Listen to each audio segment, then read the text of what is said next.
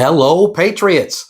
I'm Lee Watts, and this is a special early edition of Patriot Point.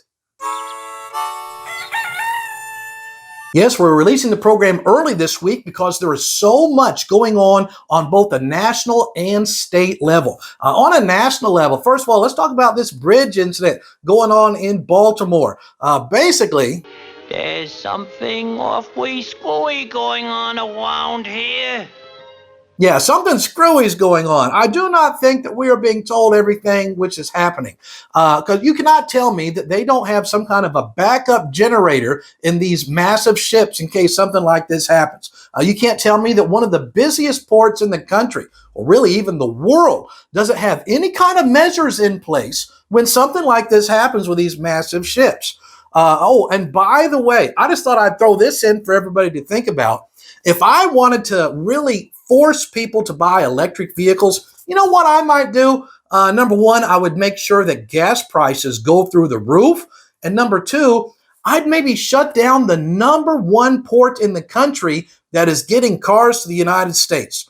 Yes, that's right. The port there in Baltimore ships in more than 800,000 cars a year to the United States. So if you really wanted to push EVs, maybe something I would do about that. Let's also talk about the national news. One other item. A man has just won the Women's National Weightlifting Championship. Yes, that's right. You have a guy who's lied saying that he's a woman, one of these trans people, and he just won the Masters National Weightlifting Championships in the women's division. Then, of course, here's the guy, again, lying, saying he's a woman, getting the award. And here, I'll tell you something that really just makes it even worse. You'll notice he's wearing shorts and sneakers. It's got black socks on. That alone, that should be a crime, wearing socks with shorts and tennis shoes. I really think that ought to be a crime. This whole transgender thing is just modern day blackface. It's people pretending to be something they're not. The left is always worrying about cultural appropriation. Well, this is just gender appropriation. It's all it is, plain and simple. I'm Lee Watts, and I approve that message.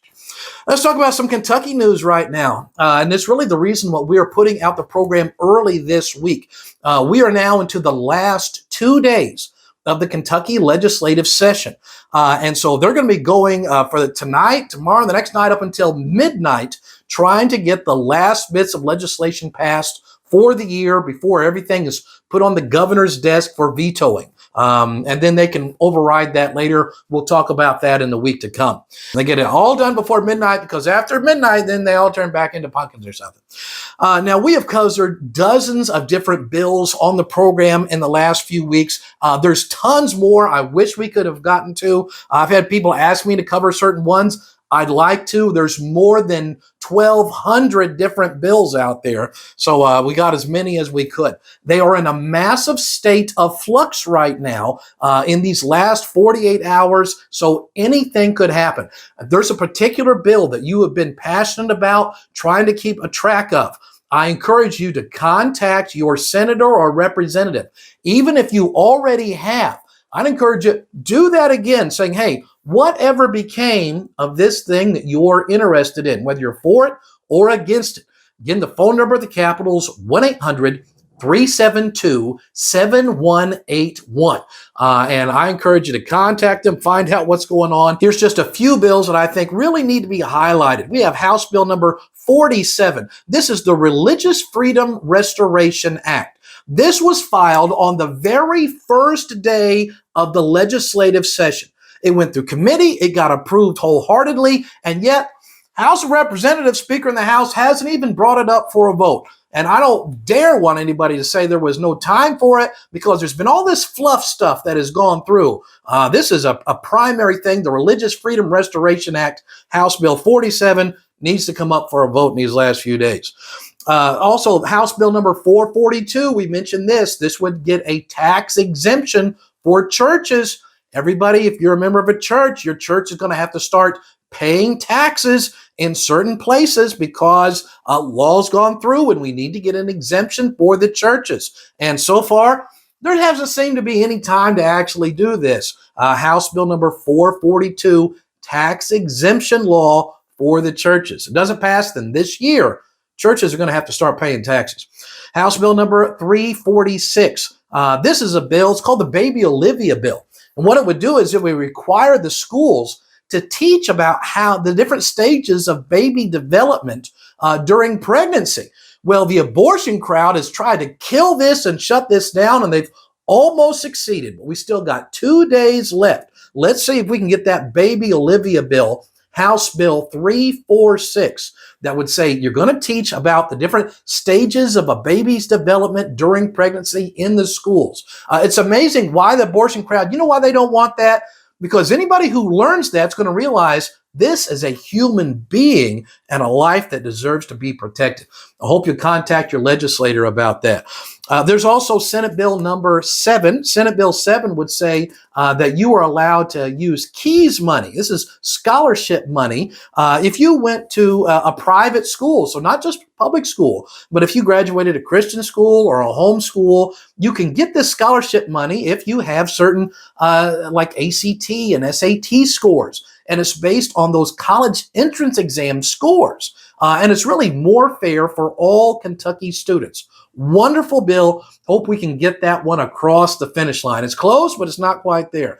Again, I hope that you'll call the phone number 1-800-372-7181. I want to talk about one other issue right now, and that is having to do with Certificate of Need. Certificate of Need is just an out-and-out socialist program. There's no getting around it. It came up during the Carter administration as a mandate to the states. And it says that the government will decide if you want to open up a healthcare facility or service, you have to get the government's permission in order to open it. And if somebody else wants to open that same kind of business in an area, no, the government will decide who's allowed to do this business and who is not. Out and out socialism, a complete rejection of the American free enterprise, free market system.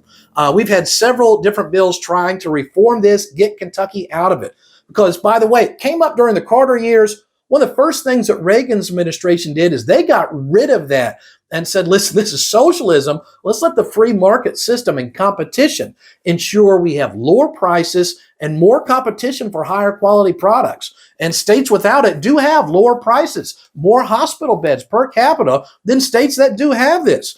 So they had a committee meeting on this, and it was the worst sham of a committee meeting I've seen in 15 years of working at the Kentucky Capitol. The people who were trying to reform this were given a little less than 3 minutes and were basically told, we've heard enough from you, sit down and shut up, with less than 3 minutes. And the people who were against it got more than 45 minutes. And the one running it was a lady by the name of Representative Kim Mosier. I had highlighted her last week because just what she's doing, and I talked about her voting record. So she has accused me of not telling you the truth about her voting record. So, but you know what the problem is if you know how to dig into the records, you can actually look up the official voting records.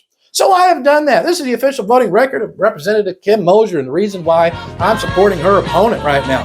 Not only this year in 2024, due to that sham of a committee shutting down all the changes to Certificate of Need, 2023, this is the official voting record from the Kentucky Capitol's official records. House Bill 470, the Child Protection Act. This would protect kids from being these gender reassignment mutilation surgeries. This is the voting. You'll notice she voted against this. This is the official records. The people at the top who voted, we are going to protect kids. Those are the Republicans. You'll notice, however, her name is down there with most of the Democrats. Then, of course, we got in 2019, we had Senate Bill 150. This is a pro-gun rights bill. You'll notice, again, she voted no on this. This is not my opinion. This is the official records from the Kentucky State Legislature's official records. The people at the top, again, Republicans, she's down there at the bottoms voting against gun rights, voting against these things, protecting children from all this transgender sexual mutilation type things. It's amazing to me these people get mad when I show their voting records. I'm not talking about personalities. I'm talking about your voting record. And that's the official record. Well, the person we're highlighting this week, a true conservative candidate, is going to be a Mr. Thomas Ballinger. He is running for the Kentucky State Senate over in Breckenridge, Bullitt, Grayson, Meade, and Ohio counties. The Senate district covers all of those different counties. Mr. Thomas Ballinger. If you like the kind of positions that we put forth here, conservative elements here on Patriot Point, then I think you'll like Mr. Ballinger. There's his website if you'd like to learn more about him or maybe support his campaign. Well, each week I like to mention where I'll be speaking at throughout the state in the coming days. This coming week on April the 3rd, I'll be speaking at the Triple Crown Country Club in Union, Kentucky at 6 p.m. And that's on April the 3rd, helping again some conservatives get elected into office. And to end this week, I want to talk about something very special going on this Sunday. This Sunday is Resurrection Sunday. See, Buddha's dead. Muhammad's dead. Confucius is dead. But Jesus Christ was dead for 3 days, but after 3 days, he took a breath and he arose. So this and every Sunday, I hope you'll go to the church of your choice and celebrate the resurrected Savior. Well, that's what we have for you this week. So until next week, I'm Lee Watts for Patriot Point, reminding you that liberty is not a spectator sport.